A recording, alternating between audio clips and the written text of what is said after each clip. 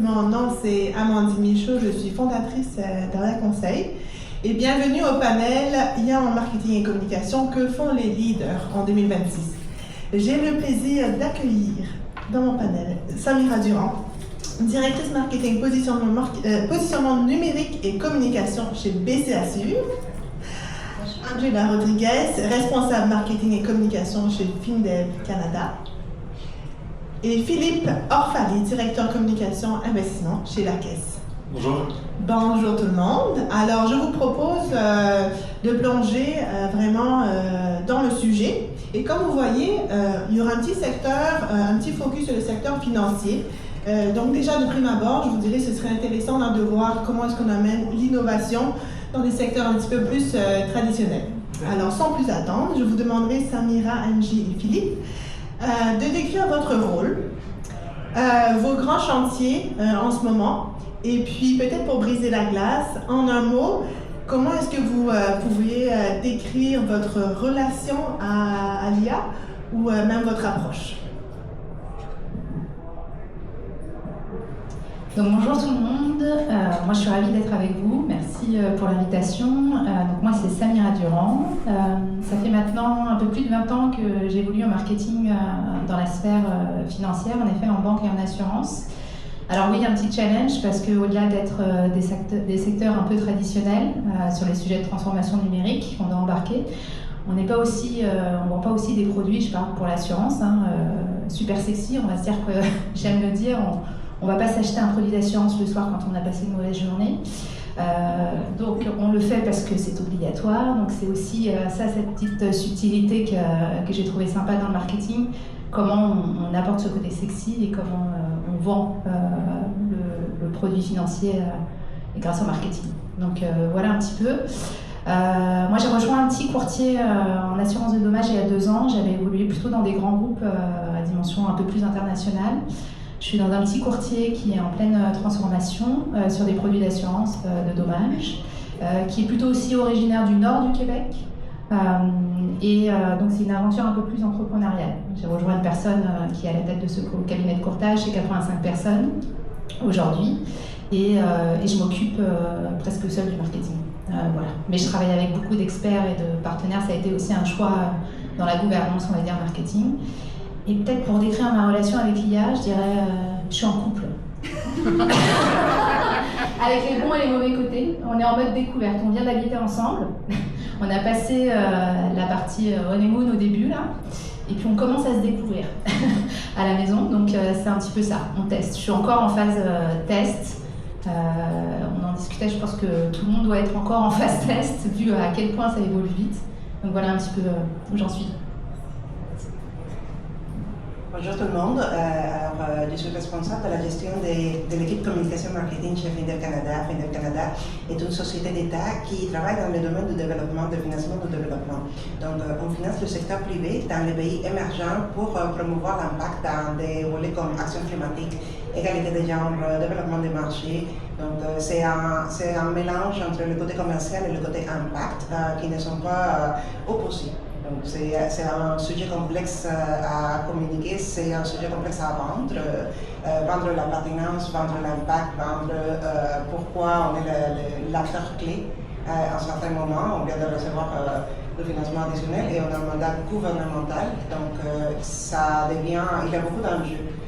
Dans tout ce qui est la communication marketing pour nous, il y a beaucoup de côté de gouvernance, de côté de rigueur avec les données. Donc, la relation avec l'IA, je dirais, c'est compliqué.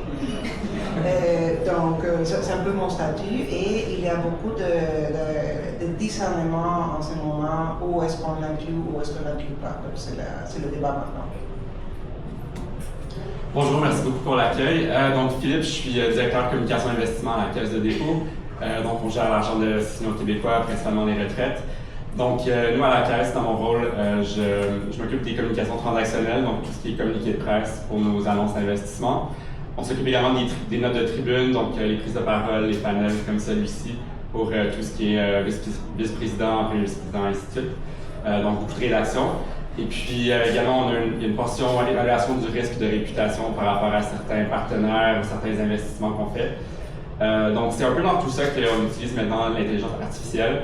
Je dirais qu'on est passé d'un mode aide à la rédaction, donc aide pour préparer les notes de discours sur l'intelligence artificielle, à un mode plus réfléchir à la façon dont on peut intégrer cette IA dans nos processus. Donc, pas juste demander à Copilote peux-tu m'écrire des notes sur tel sujet, mais vraiment partir de la source. Donc, par exemple, coder un peu avec Claude, puis ensuite générer, que ce soit des premières ébauches de communiqués de presse, mais déjà dans le bon gabarit de nos communiqués, ou bien faire des recherches vraiment plus poussées pour identifier des controverses par rapport à certains partenaires actifs, ainsi de suite. Donc, si j'avais à choisir un mot, ce serait peut-être à l'affût, parce que ça va tellement vite que tout ce qu'on faisait il y a 6 mois est un peu obsolète maintenant. Puis ça nous amène vraiment à réfléchir à la manière dont on peut revoir l'ensemble de nos processus et non pas juste produire du contenu. Donc c'est ce shift-là qui me garde éveillé.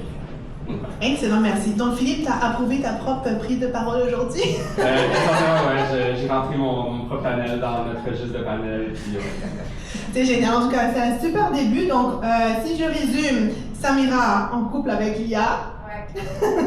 Angie, it's complicated.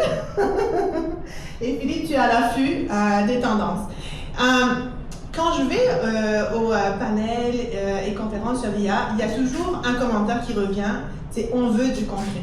Donc, ce que je vous propose, c'est vraiment, j'aimerais vous poser la question, concrètement, quel outil vous utilisez? Qu'est-ce que l'IA a changé dans votre quotidien? Qu'est-ce qui a fonctionné, moins bien fonctionné? Dites-nous tout.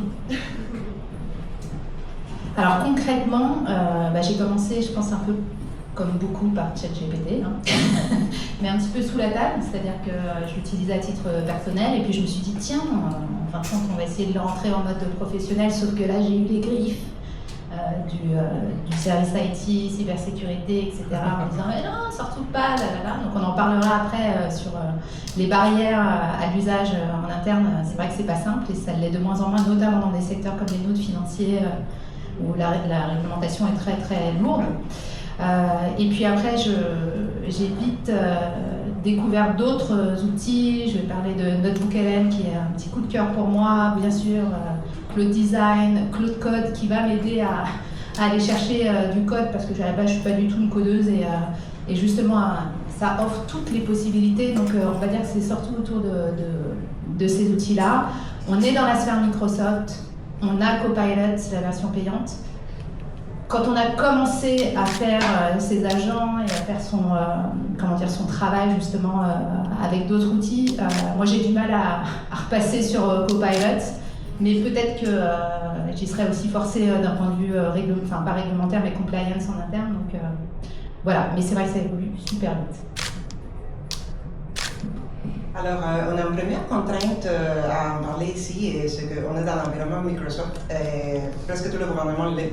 Donc, officiellement, on utilise Copilot. Officiellement, on utilise Copilot, c'est ça, on essaye de voir où on peut se rendre avec l'outil, mais du côté personnel, j'ai fait cette expérience avec tous les outils. Jusqu'à date, c'est Claude qui a mon cœur. C'est vraiment versatile. Et donc, on a commencé, un peu comme Philippe le disait, avec le côté recherche et on a dû être un peu agile dans le secteur communication marketing parce que dans l'entreprise, il y a un comité IA pour essayer d'intégrer dans le processus. Et c'est vrai que tous nos processus, investissement, communication, diligence raisonnable, légale, c'est très intégré. Donc, voir ça en silo, ça ne faisait pas de sens. Donc, il y a le comité IA qui travaille dans cette intégration et voir où on peut l'utiliser. Mais en communication, marketing, on ne pouvait pas dire on va attendre, je ne sais pas, 6 mois pour voir qu'est-ce qui se passe.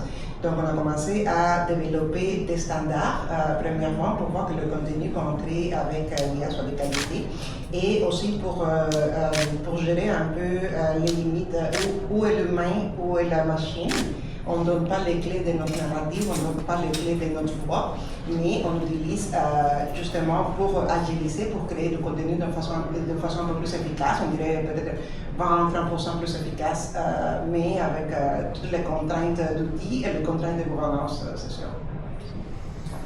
À la Caisse, on est près de 2000 employés, donc dans différents secteurs, évidemment, l'investissement.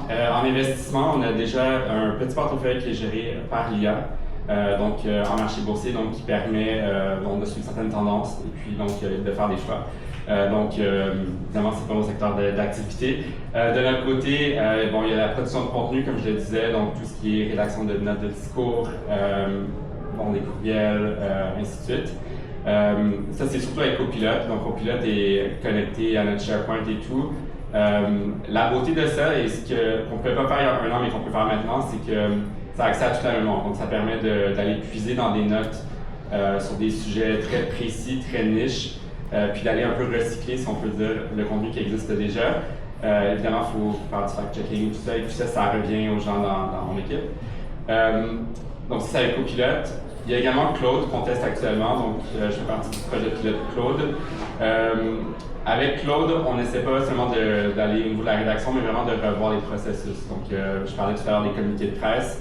Je me suis assis pendant 2-3 heures, je parlais avec Claude, puis maintenant j'ai des espèces de prompts qui me posent des questions sur quel est le nombre d'entreprises, quel est le type d'investissement, c'est quoi la somme.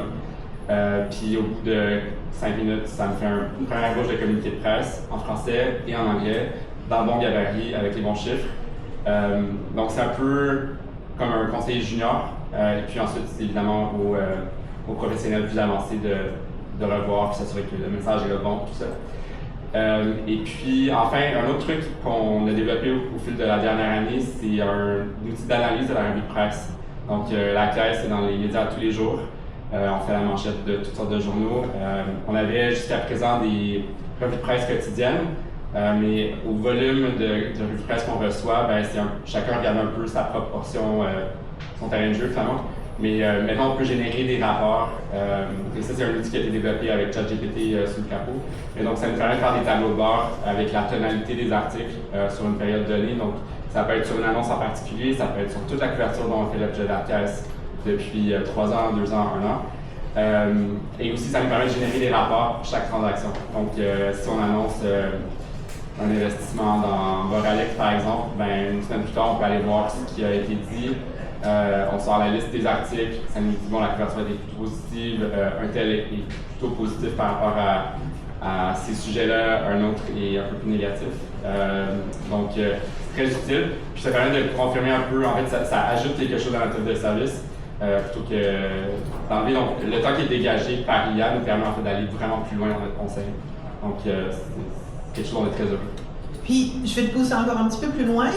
Concrètement, justement, je comprends que ça vous fait gagner beaucoup de temps. Qu'est-ce que vous pouvez faire avec ce genre d'informations que vous pouvez avoir plus rapidement? Oui, ça nous donne une profondeur, puis ça nous fournit également des faits pour appuyer certaines perceptions ou les contredire. Parfois, on a l'impression que tel média ou tel journaliste nous est défavorable, pas dans l'équipe des communications, mais peut-être à d'autres échelons de la Caisse. Ça nous permet d'avoir des données qui sont fiables, vérifiables, quantifiables, donc c'est très utile pour ça.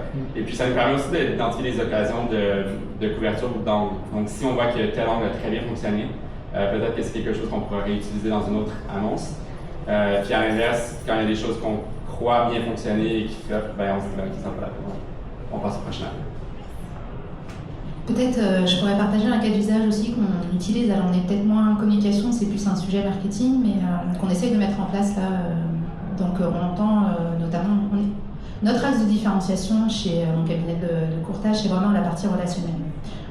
Sauf que tout le monde dit qu'on aime nos clients, on les traite bien, c'est super, etc. Donc comment émerger dans ce brouhaha marketing qu'on voit sur le numérique? Donc c'est vraiment une question de dire comment on apporte des preuves. Et aussi, on est un petit cabinet, donc on n'a pas des gros investissements de gros acteurs dans le secteur assurantiel comme du Intact, etc. ou du bénévolat, vous voyez partout. Donc là, on se dit, ok, une des armes, c'est d'aller travailler le référencement organique.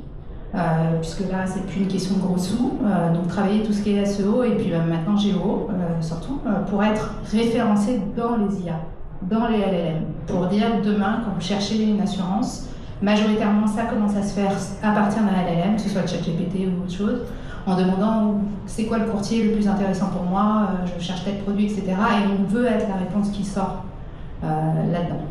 Donc par exemple, on a en effet un processus où aujourd'hui on enregistre des appels de prospects en prospection, puisqu'on a une majorité de prospection qui se fait encore par appel téléphonique, on draine du lead par téléphone. Bien sûr, l'enregistrement, il y a la partie compliance, l'autorisation d'enregistrer, etc., etc. On retranscripte et on a une IA qui va aller nous chercher les mots-clés, même le langage clé, puisqu'on n'est même plus que sur des mots-clés, on est sur du parler, pour nous aider à développer du contenu pour être mieux référencé via le site internet.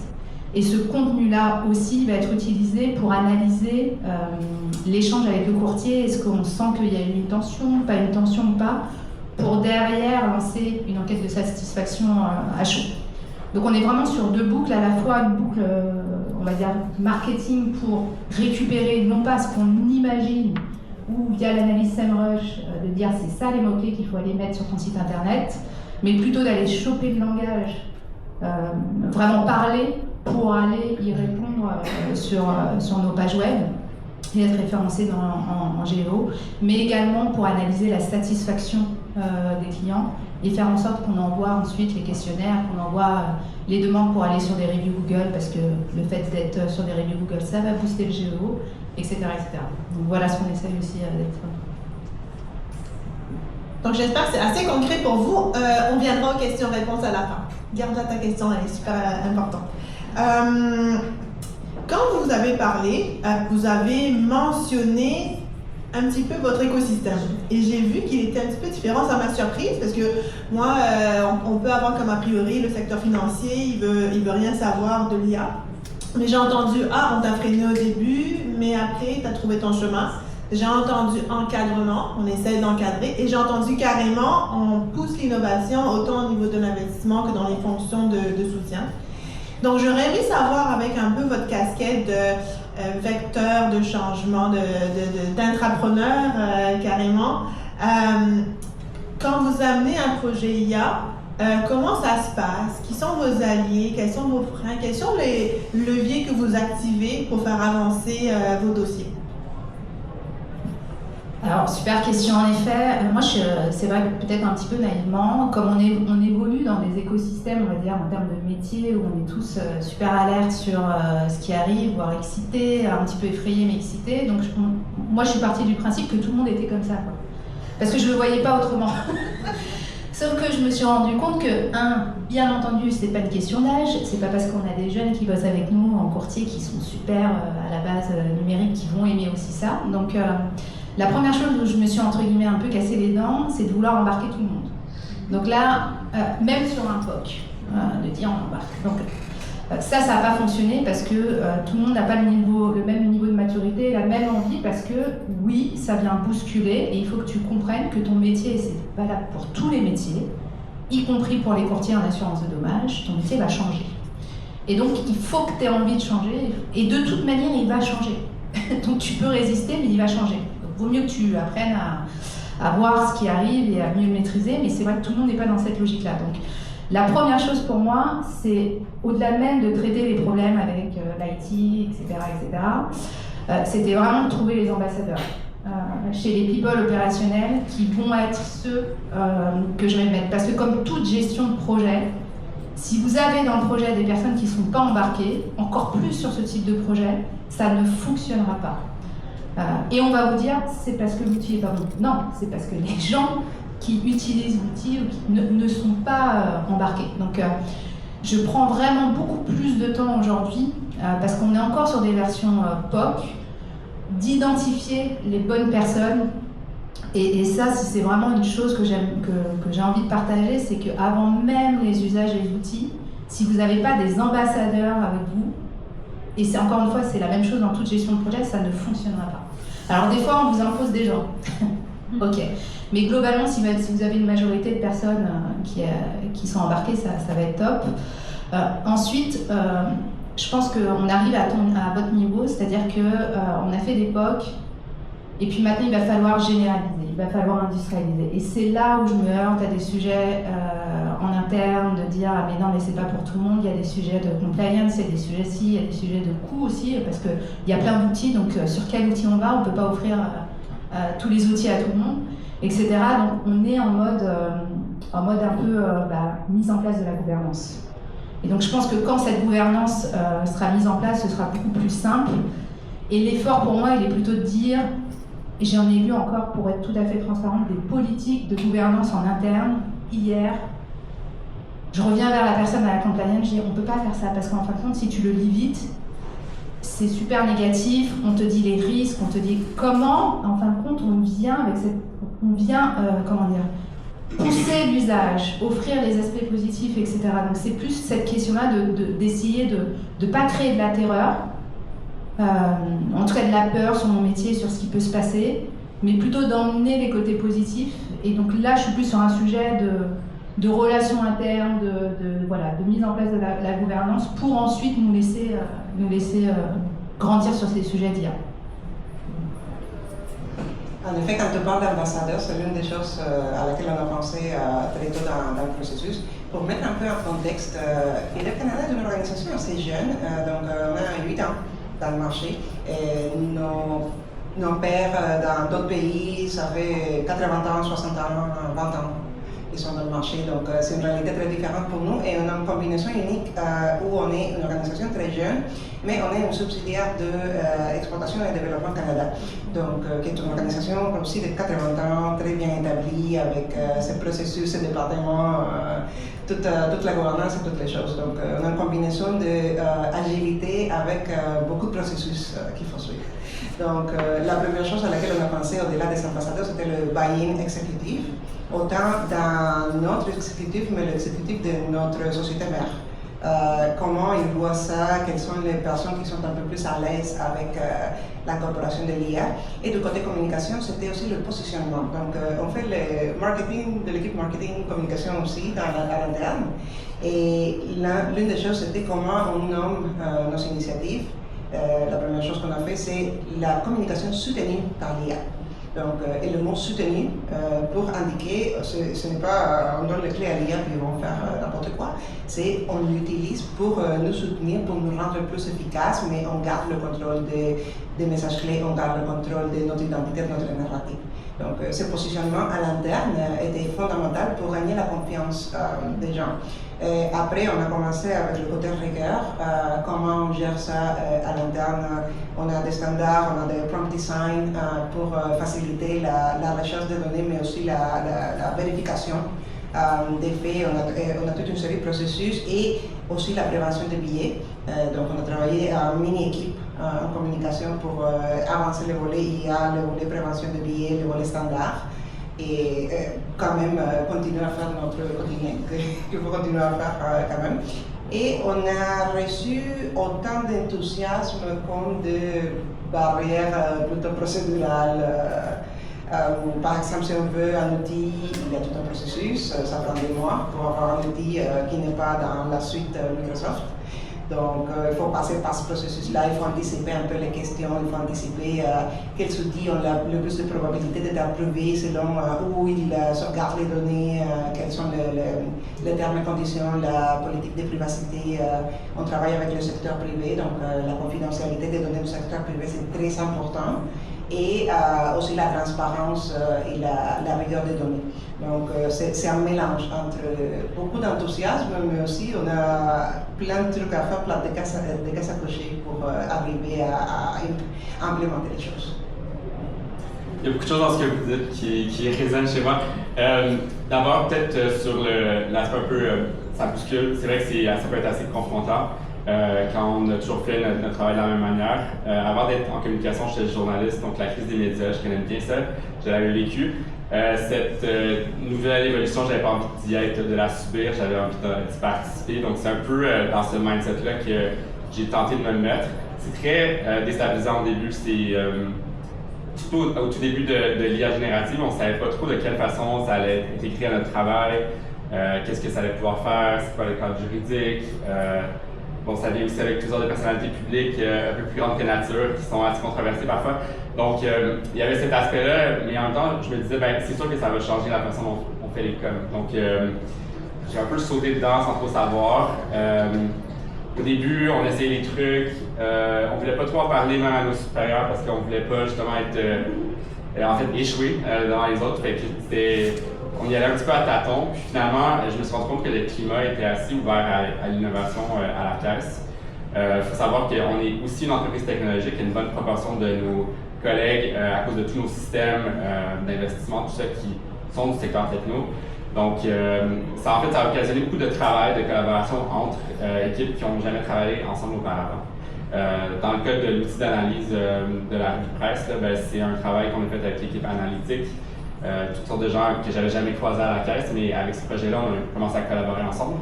Ça veut dire qu'il n'y a pas de contraintes. Évidemment, on est une organisation financière comme vous, donc il y a tout ce qui est cybersécurité, conformité. Il faut s'assurer que les fournisseurs respectent tout un ensemble de lois, évidemment, puis lois fiscales et autres au Canada. Donc, autant on peut être très agile pour essayer de nouvelles applications de copilote, tout ça, autant par exemple, si on veut tester de nouvelles technologies, ça peut effectivement prendre un peu plus de temps. Je l'ai dit actuellement, on va lancer un projet pilote dans les prochains jours. Ce projet pilote, on y travaille depuis quelques mois déjà, en fait, plusieurs mois. On s'était dit avant Noël, on va être agile, on va essayer toutes sortes de nouvelles technologies, on se faire des ateliers pour tester plusieurs solutions. Ça, c'était le souhait. La réalité, c'est que ça nous a pris plusieurs mois pour arriver au projet pilote. Et puis, c'est pas nécessairement une mauvaise chose. Je pense qu'on fait bien avec les données qu'on a en notre possession de bien faire le travail. Donc, voilà. Puis, pour Claude, c'est un peu la même chose. Donc, je sais que d'autres institutions ont essayé Claude vraiment plus tôt. Nous, il y a eu tout un processus de réflexion à se demander est-ce qu'on peut faire confiance à cet outil, qui devrait avoir accès en premier lieu. Je suis un des cobayes, là, donc on parlait d'ambassadeur tout à l'heure, il y a aussi cet aspect-là.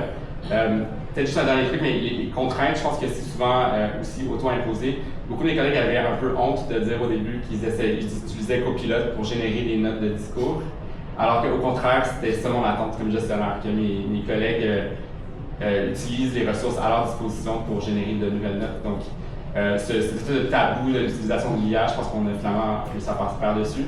Mais je pense que c'est encore présent. Les gens sont très fiers de leur connaissance, de leur expertise. Donc, cette expertise-là, ça passe aussi par le savoir. Puis donc, de se confier, de se fier sur l'IA, ça peut être déstabilisant pour ça. Merci. Je vais rebondir sur l'expression que tu as utilisée, le tabou de l'IA. Parce qu'il y a des choses là, qui revenaient, c'est beaucoup la gestion des gens, leur peur de l'échec, même ton approche un petit peu quasi acrobatique là, en processus et agilité, comment t'y retrouver dans tout ça. Ma question est la suivante. Comment est-ce que vous faites justement à l'interne pour influencer, pour casser les tabous? Parce que c'est quasiment comme des conversations vraiment de fond là, à avoir avec des gens. Je veux juste, si vous avez des petits trucs à partager, parce que je suis sûre qu'on n'est pas les seuls là, à vivre ça. C'est vrai qu'au début, en effet, c'était peut-être un tabou parce que je pense que ça remet pour certaines personnes en cause leur confiance en leurs compétences. Parce que d'un seul coup, tu as quelque chose de magique qui peut sortir quelque chose de mieux. Alors, encore une fois, tout va dépendre du prompt, hein. C'est tellement clé. Alors que toi, tu mettais 3 heures ou 4 heures pour réfléchir à ce discours, etc. Donc, je pense que ça vient piquer un peu dans la confiance en soi. Et encore une fois, c'est une question aussi de se dire, ok, je peux continuer à avoir confiance en moi, ça, il le fait mieux que moi. Et puis, par contre, moi, je vais être dans le mode je gère, je prends un peu plus de distance, je vais pouvoir faire plus de choses, etc.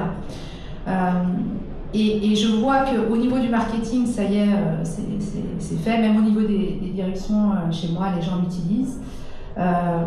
Par contre, j'ai encore ce sujet au niveau des courtiers, des opérationnels, des vendeurs, parce qu'ils commencent à utiliser l'IA dans les échanges avec leurs clients. Après, maintenant, c'est plus un tabou. Mais par contre, il y a toujours des niveaux d'apprentissage où c'est vrai qu'on voit aussi, je pense qu'au niveau des communications, beaucoup de choses qui vont être les mêmes partout parce que tout le monde va utiliser des prompts et l'IA va donner exactement la même couleur à ces prompts-là, un petit peu impersonnel si tu ne prends pas du temps en amont de bien donner les éléments à l'IA. Donc c'est aussi cette phase-là de dire ah mais non mais regarde, il me sort quelque chose de super général, etc.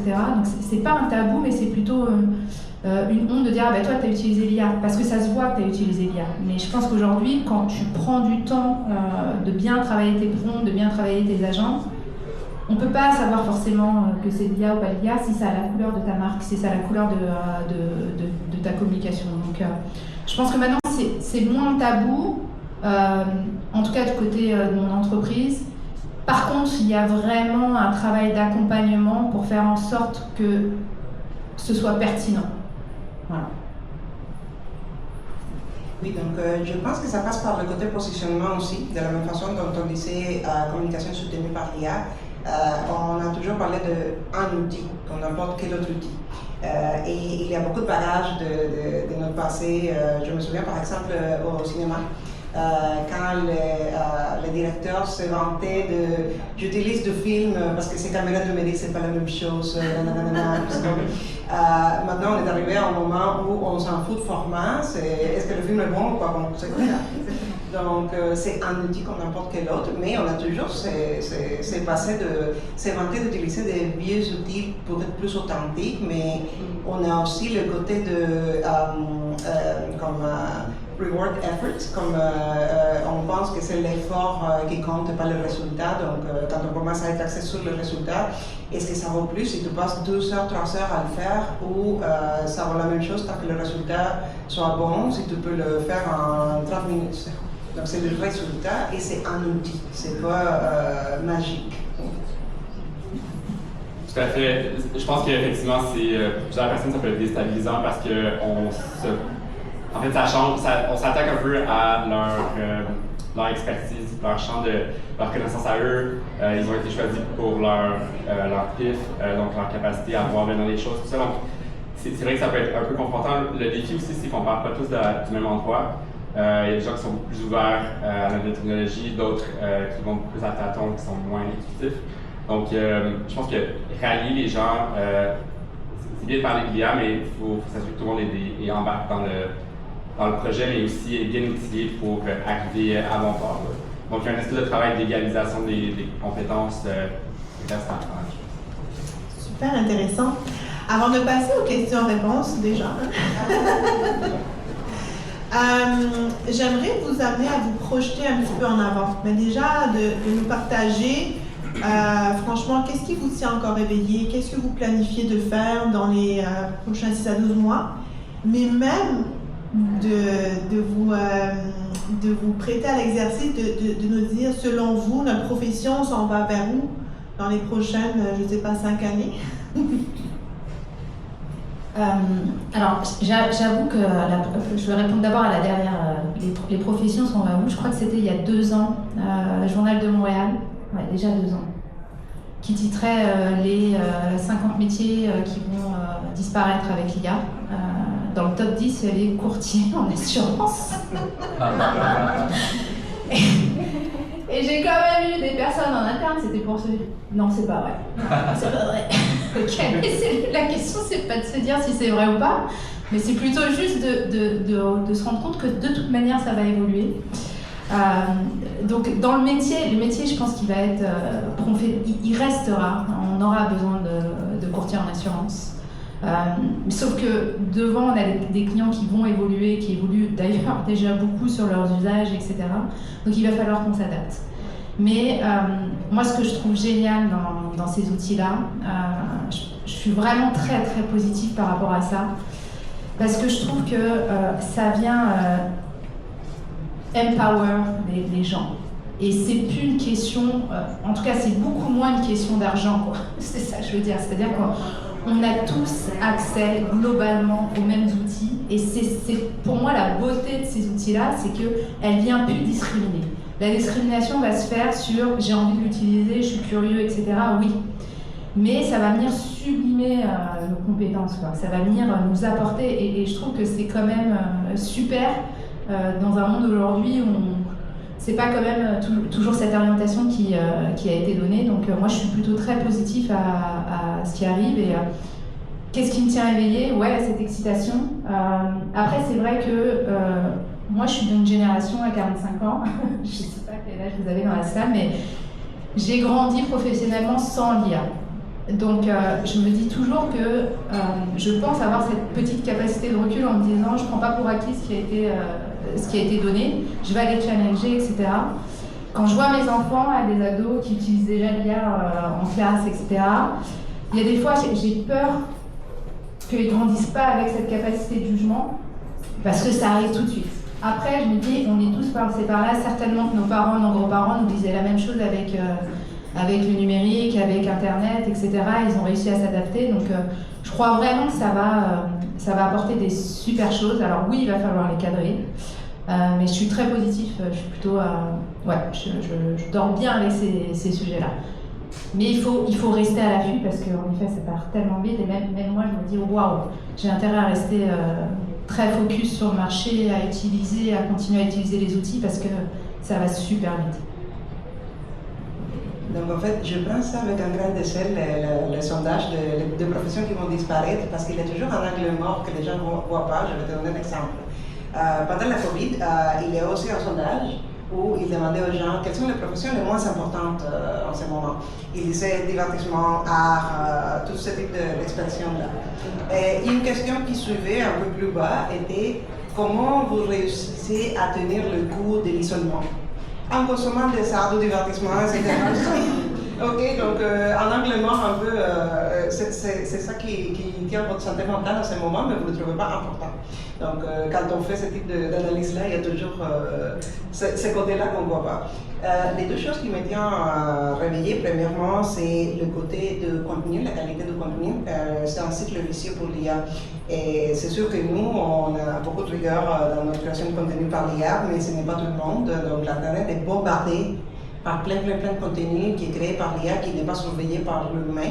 Et l'IA continue d'apprendre de ce type de contenu-là.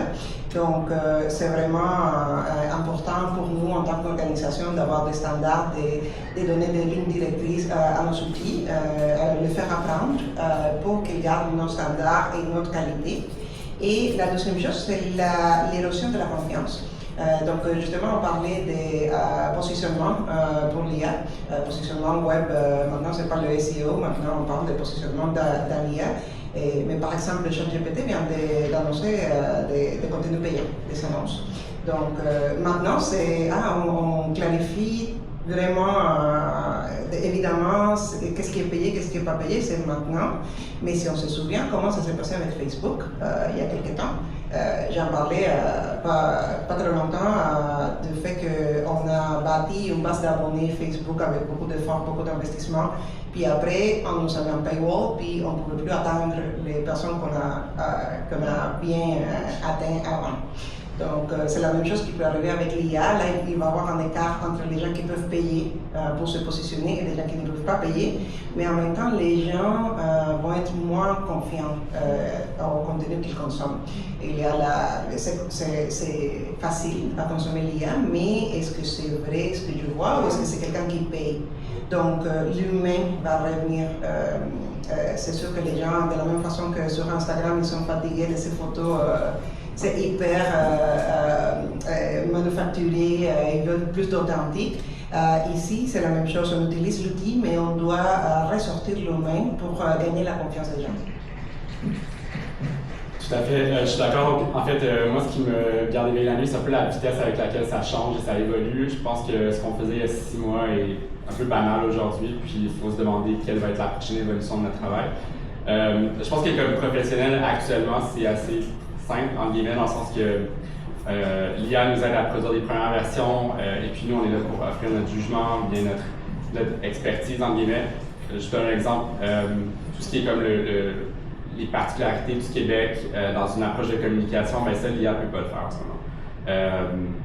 Pour la notion de jugement, je pense qu'éventuellement, on va se rendre à des technologies qui vont pouvoir un peu remplacer notre avis, mais je pense qu'il y a les notions très régionales ou collées sur l'actualité du jour. Ça, c'est des choses qui sont plus difficiles à répliquer. Plus difficiles à répliquer aussi parce qu'on a acquis plusieurs expériences au fil des années, comme quarantenaire, tout ça. Donc, mais je pense que quand je pense à la plus jeune génération, ceux qui commencent, les conseillers juniors, tout ça, c'est peut-être cette génération-là qui va avoir plus de difficultés ou peut-être celle qui s'en vient, dans le sens que nous, notre expertise, elle est déjà bâtie sur des années d'expérience, sur des années d'expérience terrain. En fait, le terrain, c'est un des derniers trucs peut-être qui va toujours rester pour l'aspect humain, je pense.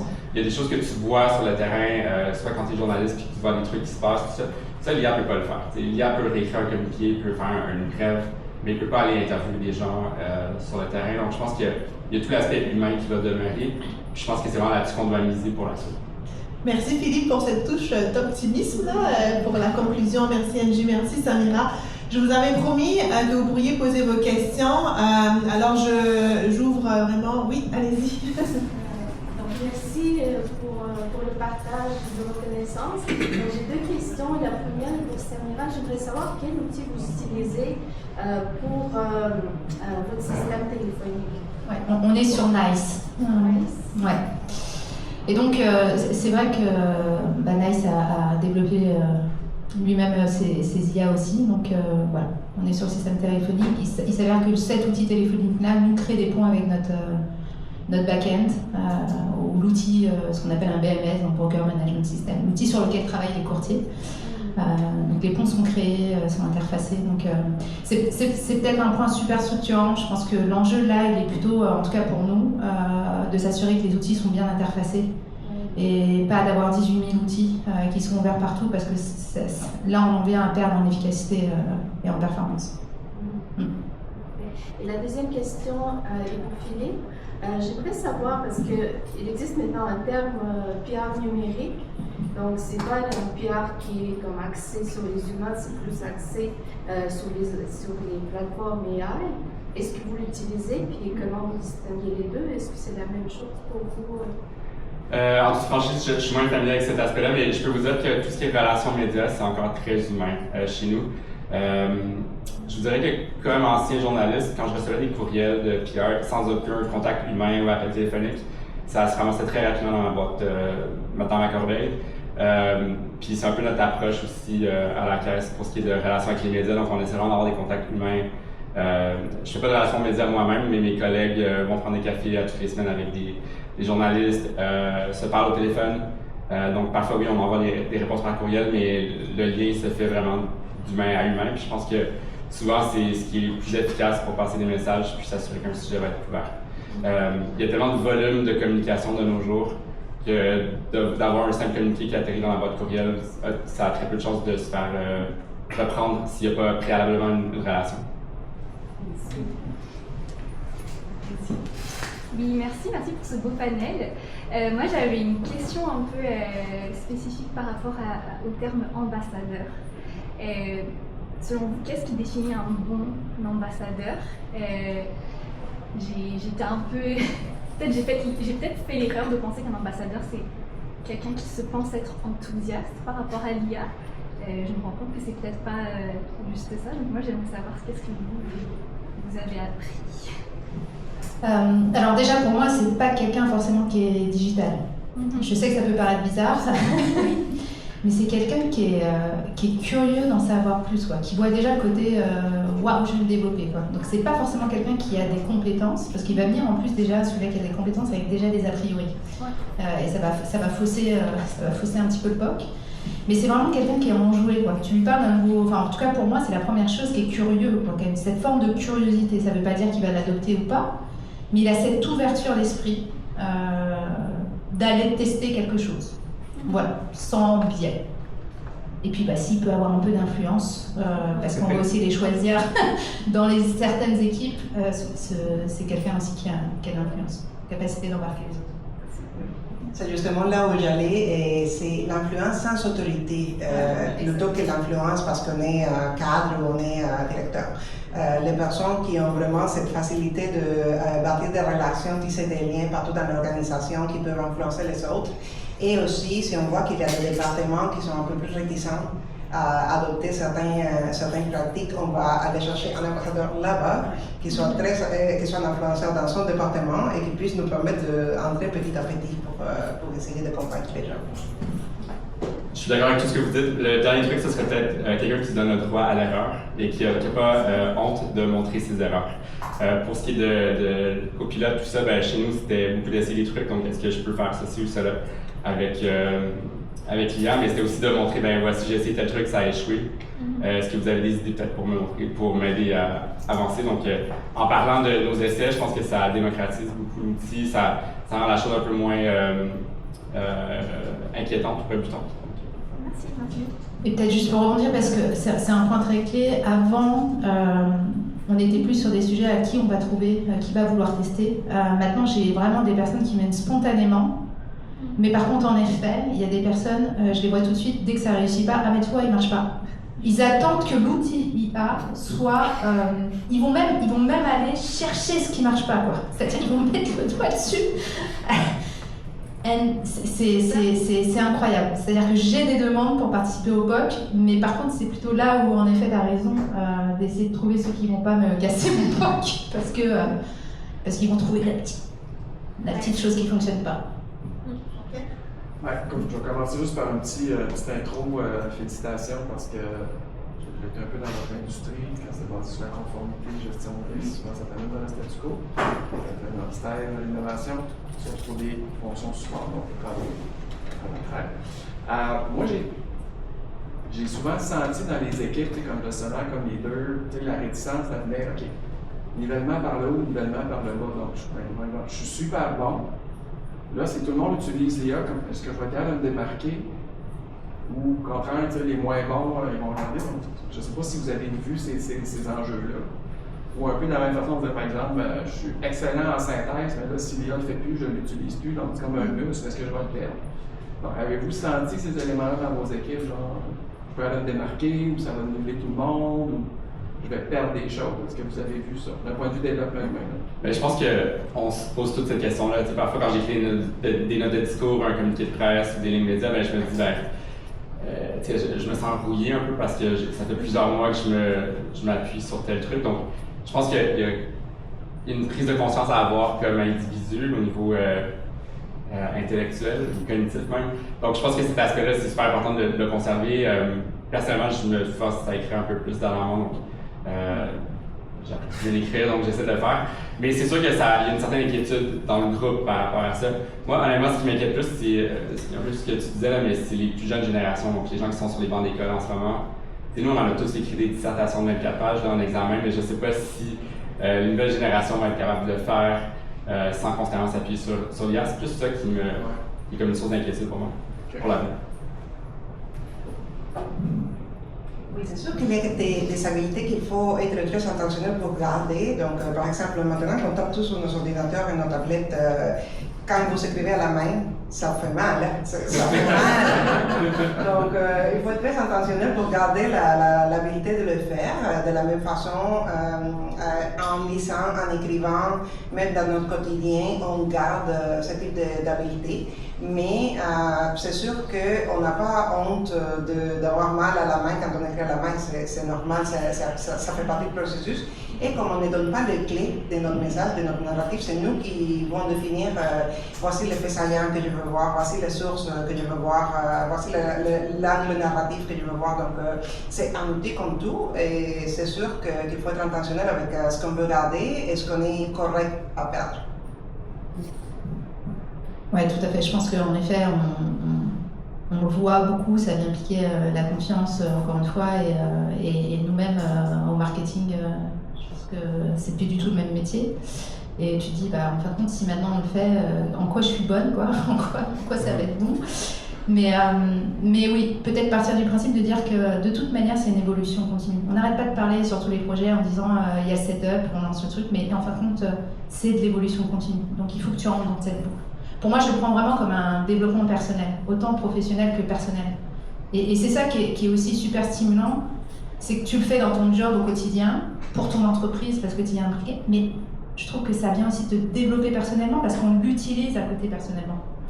Donc je me dis, je prends un maximum de formation. On est en mode formation instantanée, tout le temps, quoi. Voilà.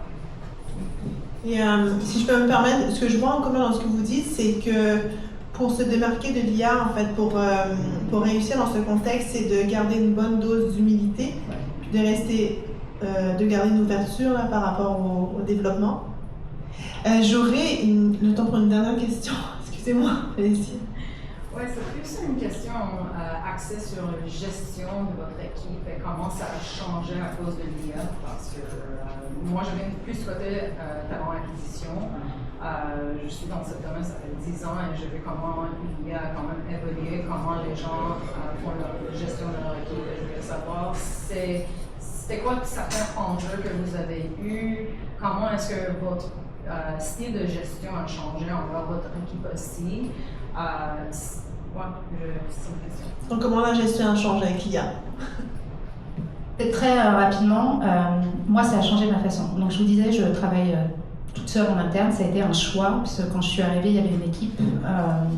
Et finalement, je me suis séparée de cette équipe-là. Alors, ça a été des opportunités de séparation. Et je travaillais avec beaucoup de freelance ou des agences externes qui vont m'apporter de l'expertise. Parce que je trouve que, j'en parlais au petit déjeuner, encore une fois, moi j'ai un parcours scolaire très généraliste dans les marketing de l'IA, dans le marketing.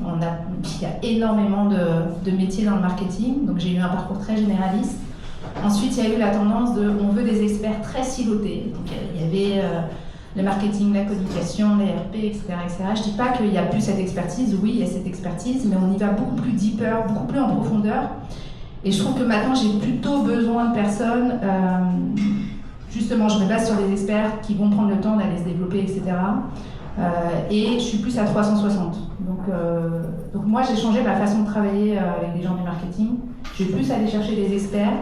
Alors dans la boîte dans laquelle je suis, on ne peut pas se permettre d'avoir des experts internalisés. Et on est plus à comprendre la big picture et faire la stratégie et voir un petit peu, mais aller se sourcer. Donc, en tout cas, nous, ça nous a changé. Je suis passée d'internalisation à, on va dire, externalisation. Je pense que le principal changement pour moi était dans la gestion de mon équipe, l'encadrement. Donc, on est arrivé en accès à Copilot, ok, on va l'utiliser, oui, excellent, mais voici le cadre qu'on va utiliser pour gérer ça. Voici les principes, les standards qu'on a besoin d'avoir, quelles sont les parties de notre fonction qu'on peut commencer à optimiser avec l'IA, donc cet encadrement-là. Et dans la gestion des talents plus seniors, plus juniors, donc dans le plus senior, il y a l'enthousiasme. Dans le plus junior, c'est toujours en formation, donc on veut toujours apprendre comme basics de métier, donc intégrer l'IA sans enlever les opportunités pour justement les plus juniors de développer ces essentiels qu'ils doivent avoir dans l'avenir de leur carrière. Donc, il y a deux choses. D'abord, c'est leur donner la légitimité d'utiliser les outils. Je pense que, c'était quand l'entreprise te dit, OK, vous pouvez utiliser l'IA, c'est très bien, mais de quelle façon? Qu'est-ce que j'ai le droit de faire? Donc, c'est un peu prendre plus qu'une posture de coach, puis leur montrer un peu, voici ce que moi je fais, ça marche pas. Donc, il y a cet aspect-là, la transmission des connaissances, puis le carré de sable dans lequel ils peuvent évoluer. Il y a aussi l'aspect gestion d'équipe. Donc, moi, ça m'aide beaucoup dans mes réflexions sur les évaluations de mi-année, ce genre de choses-là. Donc, je parle à l'IA un peu comme je parlerais à un coach ou bien à un collègue pour mieux préparer certains messages, réfléchir aux points forts, points faibles, tout ça. Donc, c'est un aide à la réflexion. Puis aussi, parfois, une aide à comment dire telle chose difficile à telle personne. Donc, c'est très utile au niveau humain même. Merci énormément de votre authenticité, de nous avoir partagé des bons coups et moins bons coups, mais avec beaucoup de vérité. Donc, un grand merci, Samira, Angie et Philippe. Et merci à vous tous de votre écoute et de vos questions. Merci.